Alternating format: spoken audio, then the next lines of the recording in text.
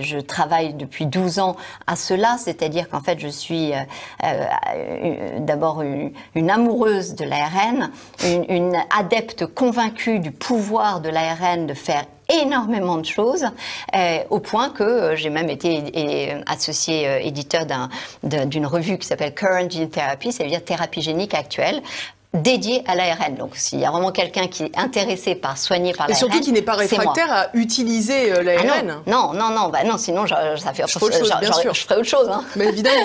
Donc, non, mais ça, c'est important aussi, parce que c'est pas une question dogmatique. Mais bien entendu, ni sur les vaccins, ni sur l'ARN. Au contraire, je veux dire, moi, au contraire, je suis extrêmement malheureuse de ce qui se passe, parce qu'effectivement, en revanche, parce que je connais l'ARN, parce que je connais tout ce toute cette littérature, tout le potentiel, l'administrer à des individus sains me paraît effectivement de l'ordre de la folie.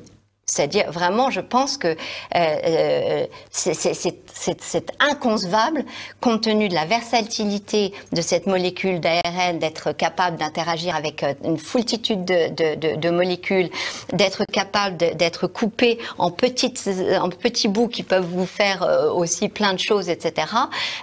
De l'utiliser sur des individus sains, c'est pour moi pure folie. D'ailleurs, il n'existe pas, voilà, on avait avancé sur des thérapies à base de VEGF en ARN, on n'a pas abouti, pas encore. Donc vous voyez que si on n'y arrive même pas encore sur les malades, alors le mettre en œuvre sur une population saine, c'est pour cela que je dis que c'est de la folie. C'est pas de la folie dans l'absolu, c'est de la folie dans le cas, dans les circonstances actuelles de dizaines d'années de développement, de connaissances qui s'accumulent.